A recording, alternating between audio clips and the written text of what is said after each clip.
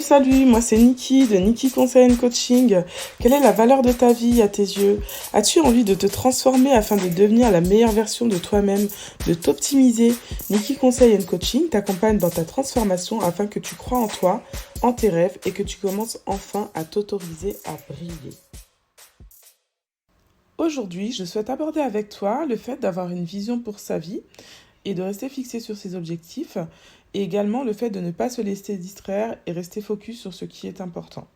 Donc pour introduire par rapport à ce sujet, je dirais que chacun d'entre nous en fait est né et a été créé dans un but précis.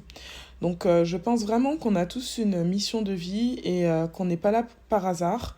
Et souvent quand on est jeune en fait on peut avoir certaines aspirations professionnelles et une mission de vie. On peut avoir aussi des rêves d'enfant. Donc en ce qui me concerne plus précisément, par exemple, je me rappelle toujours que quand j'avais 12 ans, quand ma petite sœur cadette est née, je m'en suis occupée et c'est vrai que j'ai adoré jouer ce rôle. Et du coup, je disais à mes parents que quand je serai grande, j'aimerais être auxiliaire de puériculture.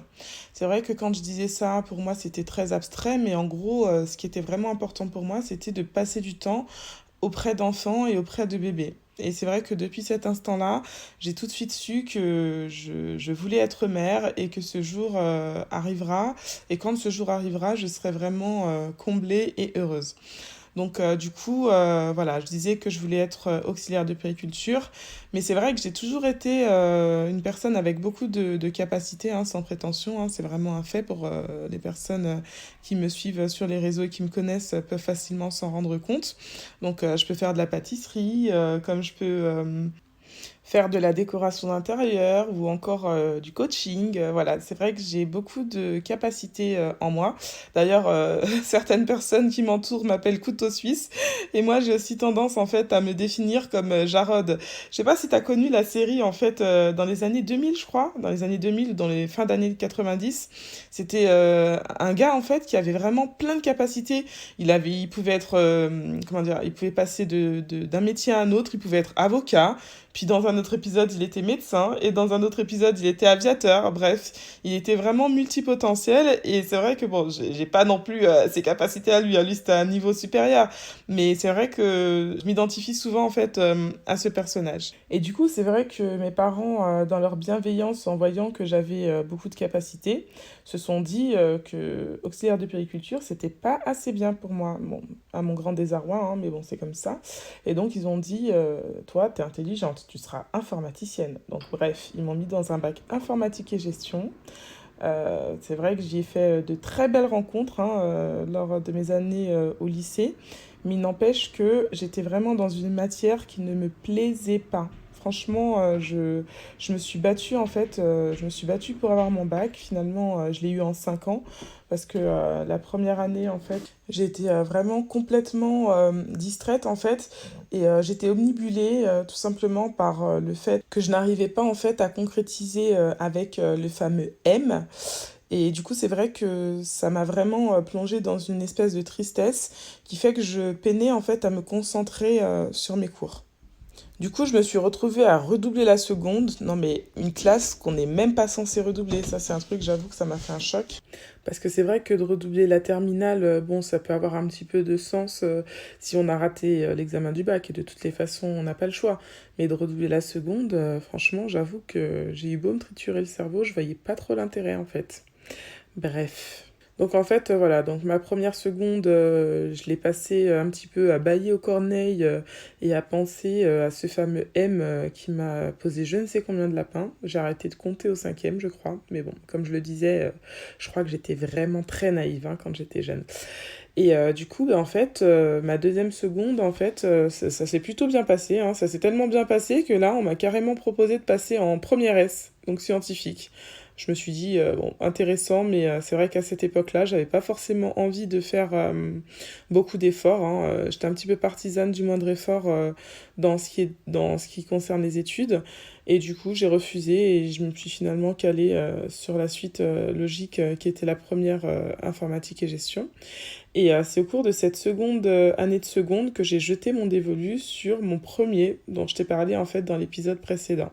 Donc encore une fois, hein, si jamais t'as pas encore écouté l'épisode précédent, je t'invite tout simplement à revenir sur l'accueil du podcast. Parce que le mieux, c'est vraiment que tu l'écoutes et que tu reviennes ensuite sur celui-là si ce n'est pas déjà fait. Donc dans l'épisode précédent, en fait, je te parlais tout simplement des premiers amours et de la gestion de la rupture et du rejet autour de l'adolescence et de l'adolescence. Donc je t'avais aussi donné la définition en commentaire du podcast de l'adolescence. Donc n'hésite vraiment pas à retourner en arrière si t'as pas suivi ça, parce que c'est vrai que c'est une suite un petit peu logique. Donc voilà, il y a différents points qui sont abordés, mais j'essaye quand même de garder un fil conducteur, comme je le disais dans mon épisode 0, qui est tout simplement ce que j'ai pu vivre de mon adolescence jusqu'à nos jours, on va dire. Alors si tu l'as pas déjà fait, il est encore temps pour toi de te mettre à la page et de rattraper le retard, parce que là c'est quand même le 3e épisode. Donc du coup il y a l'épisode 1, l'épisode 2 qui sont déjà sortis, et tu as aussi l'épisode 0 en fait qui te donne le fil conducteur, comme je te l'ai dit précédemment, de tout ce que je vais avoir à te raconter. Donc voilà, je t'invite aussi à t'abonner en fait à ma newsletter pour vraiment ne pas rater d'épisodes et être à jour, parce qu'il y a un épisode qui sort par semaine. Alors, revenons à nos moutons. Donc, je t'ai raconté un petit peu ma seconde, rien de fou, voilà. Donc ensuite vient la première. Alors, une fois que j'étais arrivée en première, c'est une année où j'étais relativement sérieuse, j'avais 17 ans, j'étais toujours dans cette fichue amourette pour M, mais bon, évidemment, il s'était toujours rien passé, vu que il était déjà gay, je le savais pas encore à ce moment-là. Cela dit, je l'avais écrit dans mon journal intime, je sais pas pourquoi, j'avais dû flairer le truc. Et du coup, voilà, cette année scolaire s'est plutôt bien passée, donc j'ai réussi à être un peu moins distraite, on va dire.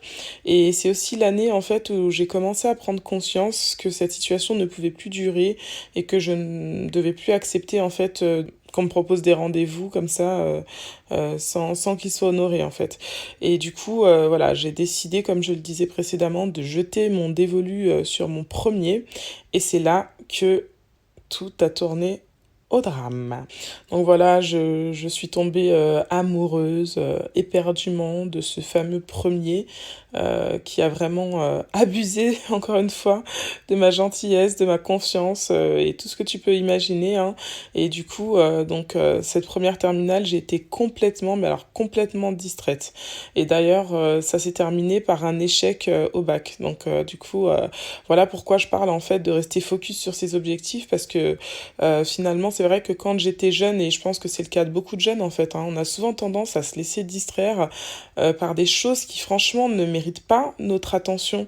Mais dans le jus, quand on est dans le feu de l'action, dans la situation, on a l'impression que c'est important, alors qu'en réalité, quand on prend un petit peu de bouteille, on regarde derrière nous, on se dit mais si on avait su, on a perdu tellement de temps, mais tellement de temps. Donc du coup, après cette première terminale et un échec au bac, bon, échec, je suis quand même passée au rattrapage, donc bon, c'est vrai que si j'avais bossé un petit peu plus, je pense que je l'aurais eu, mais franchement, j'ai vraiment fait le minimum. Mais c'était nul, franchement, c'était vraiment nul de ma part. S'il y a vraiment un mauvais choix que j'ai fait dans ma vie, bon, j'en ai fait quelques-uns quand même, mais disons que celui-là, il arrive sur le podium, voilà. Ah là là, je te jure, cette vie. Mais bon, bref. En tout cas, voilà. Donc, deuxième terminale, toujours aussi distraite par ce premier-là. Et surtout, en fait, il s'est passé vraiment un truc très particulier dans ma vie lors de cette seconde terminale. C'est qu'un jour, en fait, je me sentais vraiment, mais vraiment pas bien. C'est-à-dire que c'était physique. Physiquement, je n'arrivais plus à me mouvoir, je n'arrivais plus à bouger. Je comprenais pas. Ça m'arrivait quand même assez souvent, finalement. Et un jour, je me suis dit, bon, on va peut-être quand même falloir que tu essayes de voir un médecin, parce que finalement, en fait, la santé, on sait jamais vraiment ce qui peut se passer. Et c'est comme ça que j'ai été voir mon médecin, qui, prime abord, a commencé à me donner des Ventolines et des produits Bronchodilatateur parce qu'en fait, il ne savait pas ce que j'avais et c'est vrai que j'étais très souvent essoufflée, fatiguée. En fait, bronchodilatateur, c'est tout simplement un produit qui va venir pour dilater les bronches parce qu'on peut penser qu'il y a un problème d'asthme. Et finalement, il m'a aussi quand même, il a eu la présence d'esprit de me demander aussi de faire des examens sanguins en parallèle. Et c'est là que en fait la nouvelle est tombée. Et en fait, on m'a dit, non, il m'a, en fait, avant même qu'on me fasse le diagnostic, il m'a tout de suite dit, là, il faut que vous alliez tout de suite en urgence à l'hôpital. Moi, j'ai un peu paniqué, j'avoue. J'avais 17 ans, je crois que j'avais été voir toute seule le médecin. Et là, j'ai dû transmettre l'information à mes parents. C'était pas évident de comprendre tout ce qui se passait, mais en gros, il m'a dit que là, je dois absolument aller à l'hôpital en urgence parce que je dois faire des examens complémentaires. Et bon, j'en parle avec un peu d'émotion de cette histoire parce que c'est vrai que tout le monde ne comprend pas forcément ces situations-là. Et du coup, finalement, une fois arrivée à l'hôpital, en fait, on m'a fait une batterie d'examens, dont certains d'ailleurs qui m'ont marqué à vie et un peu traumatisé. Mais bon, bref, ça, j'en parlerai dans un autre épisode. Et du coup, je suis restée pendant une semaine à l'hôpital où on me faisait des check-ups complets pour essayer de comprendre ce que j'avais. Et donc c'est vrai que sur le coup, je comprenais pas non plus ce qui m'arrivait et les médecins ne me racontaient pas forcément tous les détails. Et donc un jour, le verdict est tombé et ils m'ont diagnostiqué en fait une anémie sévère. Donc l'anémie, c'est une maladie du sang. Ce que je te propose, c'est que je ferai un épisode hors série sur les maladies silencieuses parce qu'effectivement, cette maladie rentre dans le cadre des maladies silencieuses. Et quand les personnes ont ce type de maladie, on les voit, elles ont l'air en pleine forme, elles ont l'air normales, alors qu'en vérité, à l'intérieur du corps, il se passe vraiment énormément de choses qui ne se voient pas à l'œil nu. Donc on a envie de traiter ces personnes comme si elles étaient normales, alors qu'en réalité, elles ont quand même une pathologie qui est pas forcément très facile à gérer au quotidien. Donc bon, je suis pas non plus une exception, hein. Je sais qu'il y a beaucoup de personnes qui souffrent de cette maladie, et voilà, on en vit très bien, mais il n'empêche que quand on a 17 ans, on sait pas trop ce qui nous arrive, c'est pas hyper évident de gérer ce genre de nouvelles. Donc j'avoue que comme à cette époque, j'étais quand même plutôt partisane du moindre effort. J'avoue, j'ai un peu honte de le dire, mais j'assume parce que Dieu merci, je ne suis plus cette personne-là. Ça, c'est vraiment la moi d'avant, hein. Aujourd'hui, j'ai beaucoup changé. Alors du coup, je peux me permettre de raconter tout ça avec assez de distance. Donc voilà, du coup, j'ai trouvé ça comme étant une bonne excuse pour un petit peu boycotter l'école, quoi. Donc je suis pas très fière de dire ça aujourd'hui, mais bon, c'est vrai que ça me saoulait. Mais comme je le disais, en fait, le problème, finalement, l'origine du problème, c'est que en fait, tout a très mal commencé, quoi. C'est que je me suis retrouvée déjà dans une branche qui me plaisait pas. Je me suis retrouvée à faire de l'informatique alors que ça m'intéressait franchement pas. Donc c'est vrai que c'était pas hyper évident de me battre, quoi. Voilà, j'avais des soucis, on va dire, sentimentaux. Je souffrais aussi de certaines choses dans ma famille parce que voilà, ma position dans la famille faisait que j'avais une place qui était pas facile tous les jours. Alors c'est vrai que voilà, je m'accrochais un petit peu à tout ce que je pouvais pour pas faire grand-chose, quoi. Je me laissais un petit peu couler, je me laissais un petit peu glisser, porter, voilà.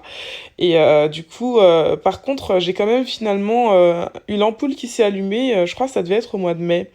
Au mois de mai, en fait, j'étais à très peu de temps de mon bac et je me suis dit, va peut-être falloir commencer à penser à faire quelque chose si tu veux avoir un avenir, en fait, hein. C'est à ce moment-là, en fait, que j'ai eu comment dire, cette réflexion où je me suis dit, voilà, faut vraiment commencer à envisager les choses autrement. Donc c'est vrai que j'étais en terminale informatique et gestion. Pour la deuxième année, j'avais pas eu mon bac, j'avais pas d'ordinateur. C'est vrai que pour faire de l'informatique, d'avoir un ordinateur, ça peut quand même être utile. Donc j'ai fait un choix, encore un super choix. Bon, alors on va dire que là, c'était un mauvais choix dans un sens et c'est quelque chose que, avec du recul, si je devais recommencer, franchement, je sais même pas si je le referais. Je conseille à personne hein, de le faire, hein, parce que voilà. Mais c'est vrai que moi, à ce moment-là, j'étais tellement en détresse que c'est vraiment la chose que j'ai dû faire pour m'en sortir.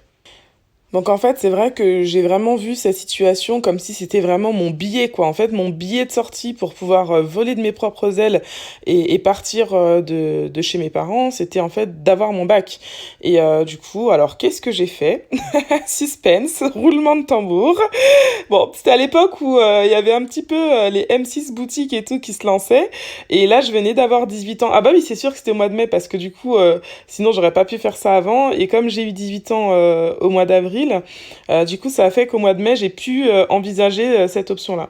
Donc, ce que j'ai fait, c'est que j'ai demandé à ma banque de me fournir un chéquier. C'est très mal. En plus, bon, vous verrez dans la suite de l'histoire que je suis une banquière. Moi, j'ai été banquière, donc c'est vraiment un comble. Et donc j'ai demandé à ma banque en fait de me fournir un chéquier. Et du coup j'ai fait un chèque en bois. Donc j'ai fait un chèque pour pouvoir me payer un ordinateur. Donc c'est vrai que vu comme ça, ça peut paraître être un acte fou, parce que je sais que j'avais pas les sous, mais bon, ce que je me suis dit c'est que j'ai 18 ans, c'est pas très grave. Hein, au pire, voilà, après il y a l'été qui arrive, je me trouverai un petit boulot. Et d'ailleurs c'est ce qui s'est passé, hein, j'ai trouvé un petit boulot chez La Redoute après. Et donc voilà, je me suis dit au pire, voilà, après il y aura l'été, je vais trouver un petit boulot qui va me permettre de rembourser cet ordinateur. Mais il fallait absolument que je valide ce bac parce que je ne pouvais pas continuer comme ça et sans bac c'était pas non plus possible d'envisager l'avenir en fait. Et du coup c'est comme ça que j'ai fait un chèque à M6 Boutique pour acheter un ordinateur, mais finalement j'ai quand même été assez fière de moi parce que pendant un mois ou un mois et demi je me suis mise à fond de fond sur l'informatique. Et j'ai eu quand même 14 à l'épreuve pratique. C'est pas une note mirobolante, mais quand on n'a rien fait pendant 2 ans, franchement, j'étais quand même assez fière de moi. Donc voilà, j'ai eu 14 à l'épreuve pratique. Et du coup, après, j'ai pu, encore une fois, passer au rattrapage pour mon bac. Mais cette fois-ci, j'étais tellement déterminée que oui, j'ai validé mon bac. Donc c'est comme ça que j'ai validé mon bac à 19 ans. Donc voilà, alors j'insiste quand même hein, pour dire que je ne conseillerais vraiment à personne de faire ce que j'ai fait. Aujourd'hui, bon, moi c'est vrai que j'avais vraiment personne vers qui me tourner pour y arriver, sinon je l'aurais fait. Mais vraiment, voilà. C'est pas, comme je l'ai dit, c'est pas un bon choix que j'ai fait en faisant ce chèque. C'est vraiment pas un bon choix et c'est pour ça que j'insiste pour dire que j'ai vraiment fait beaucoup de mauvais choix dans ma vie. Et aujourd'hui, si je te partage tout ça, c'est pas juste dans l'optique de raconter ma vie en fait, parce que j'avoue que ma vie, je peux la raconter à mes copines, je peux la raconter à qui je veux, mais c'est pas ça l'idée en fait. L'idée, c'est vraiment de te partager tout ça pour que ça puisse aussi t'apporter à toi, que peut-être tu puisses faire aussi un parallèle avec ta propre vie, parce que je sais pas ce que toi tu es en train de vivre en ce moment, mais quelles que soient tes difficultés, en fait, en gros, je veux te faire passer le message que t'es pas toute seule à vivre des difficultés, que d'autres personnes peuvent en vivre. Après, bon, c'est vrai que là, pour le moment, ce que je raconte, c'est pas encore le pire que j'ai vécu. Hein. Là, pour le moment, on est quand même dans la petite partie, voilà, adolescence. C'est vrai qu'on est un peu morose, donc forcément, une petite dépression et tout. Mais dans la suite de ma vie, en fait, tu verras que j'ai vraiment traversé des étapes qui étaient pas toujours faciles, mais je m'en suis sortie et quoi que tu vives toi aujourd'hui, je crois aussi que tu peux t'en sortir à condition d'y croire. Donc moi, je crois que tu peux t'en sortir et si toi aussi tu commences à croire que tu peux t'en sortir, crois-moi, ça arrivera.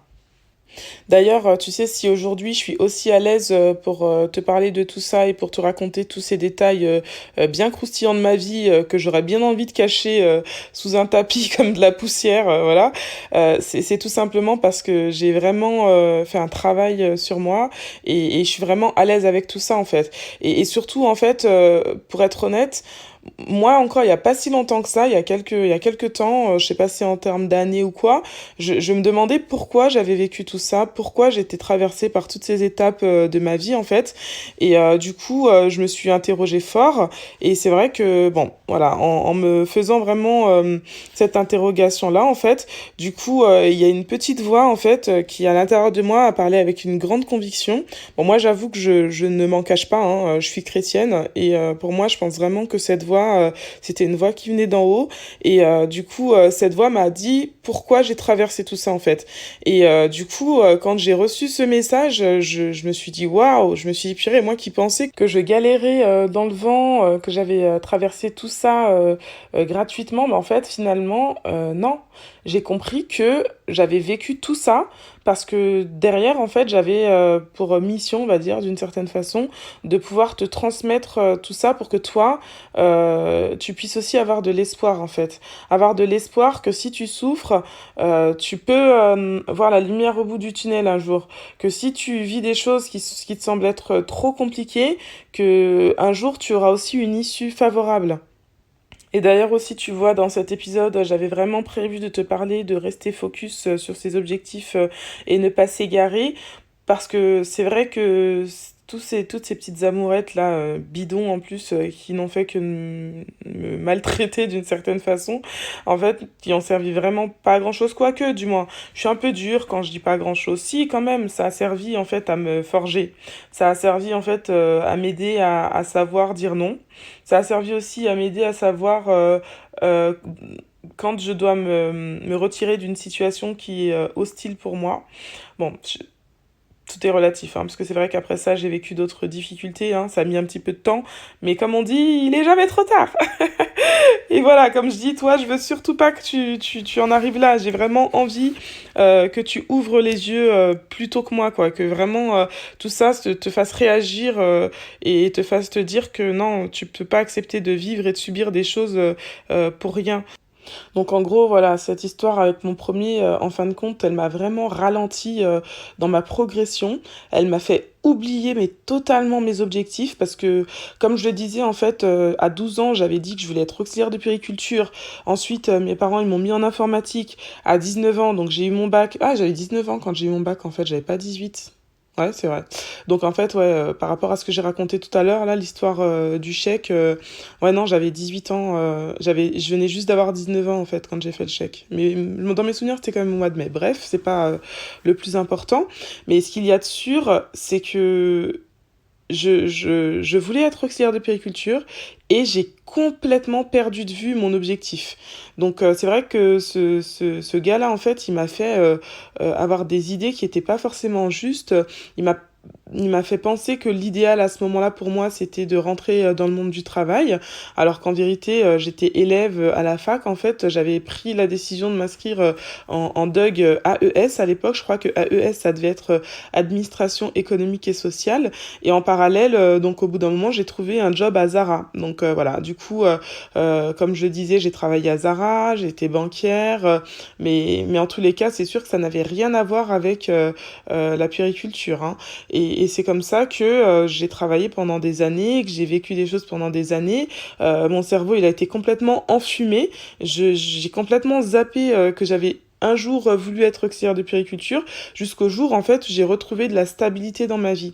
Et c'est vrai que quand le grand ménage a été fait dans ma vie et que je me suis retrouvée à nouveau dans une situation qui n'était plus hostile pour moi, eh ben j'y ai revu clair et c'est là que l'ampoule s'est rallumée et que du coup je me suis relancée dans cette voie. Et donc aujourd'hui, à l'instant où je te parle, en fait, je suis élève en école d'auxiliaire de puériculture. Et donc du coup, voilà, je mets plusieurs projets en place et mon objectif, c'est vraiment en fait de te permettre à toi de ne pas accepter des choses, de subir des choses en tout cas que tu ne mérites pas et de te demander vraiment, je t'en supplie vraiment, hein, je te demande, prends soin de toi, ne fais pas de mauvais choix comme moi j'ai pu le faire, hein, parce que vraiment, comme je le disais, je suis pas hyper fière des choix que j'ai pu faire là, en tout cas ceux que j'ai racontés dans cet épisode-là. Et du coup, essaye de te fixer des objectifs, hein, et en tout cas des objectifs professionnels, et de t'y tenir, et de ne pas te laisser distraire par des choses qui vont te faire perdre du temps, de l'énergie, et qui vont te faire carrément oublier qui tu es, oublier ce que tu dois faire, et qui vont t'enfumer le cerveau. Donc avec mon parcours, c'est vrai que j'ai eu un parcours finalement très atypique, hein, c'est pour ça que je dis, bon, je vais pas commencer à dire que j'ai vécu que de la merde et que je remets toute mon histoire en cause, parce que mon histoire, elle fait vraiment la femme que je suis aujourd'hui, mais je ne suis pas certaine que si j'avais fait des meilleurs choix dans mon passé, j'aurais pas forcément été une femme bien aujourd'hui, parce que je crois aussi que si je suis la femme que je suis, c'est aussi à cause des choix que j'ai faits, des bons choix, parce que c'est vrai que j'ai beaucoup parlé parler de mauvais choix dans cet épisode, mais j'ai aussi fait des bons choix. Par exemple, je pourrais parler d'un bon choix que j'ai fait à mes 18 ans, même si effectivement j'étais très distraite, mais j'avais quand même fait le choix de me baptiser à 18 ans, parce que c'est à ce moment-là que j'ai décidé que je voulais vraiment être chrétienne. Et personnellement, je crois vraiment que ce choix, en fait, a transformé ma vie. C'est-à-dire que grâce à ce choix que j'ai fait à mes 18 ans, ce bon choix que j'ai fait, ça m'a vraiment permis, en fait, de rester, en fait, connectée à une certaine source tout au long de ma vie. C'est-à-dire que après mes 18 ans, autour de mes 18 ans, à mes 19 ans, à mes 25 ans, j'ai continué de faire des mauvais choix. Mais c'est vrai que toujours en faisant ces mauvais choix et en vivant les difficultés que j'ai pu vivre, en fait, j'arrivais toujours à me ramener, à me reconnecter, on va dire, à cette source.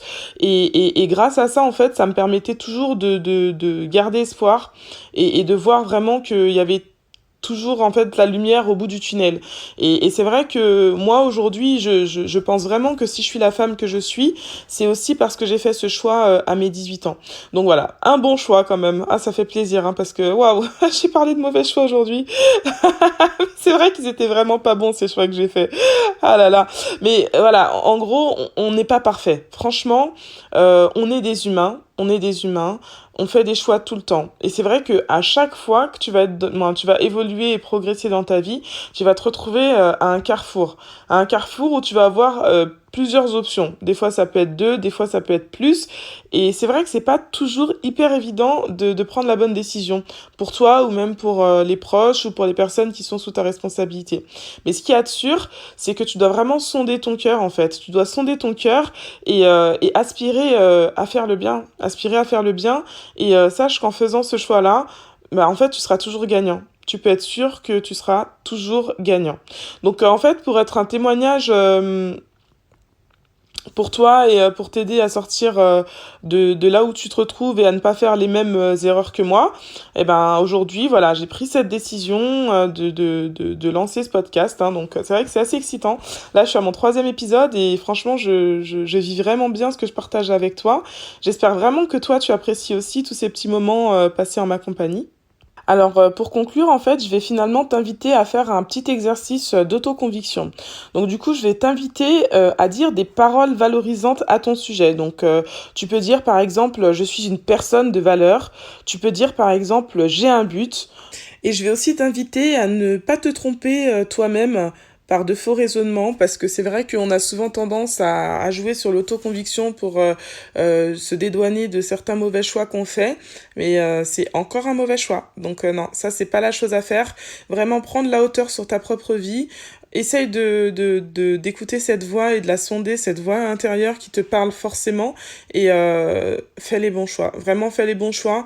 Je te promets, fais-moi confiance, tu gagneras vraiment beaucoup de temps et tu t'épargneras encore une fois bien des souffrances. Parce que comme je le disais dans mon épisode précédent, on a très souvent tendance en fait à s'exposer nous-mêmes en fait en voulant bien faire. Hein, on fait trop de zèle quoi.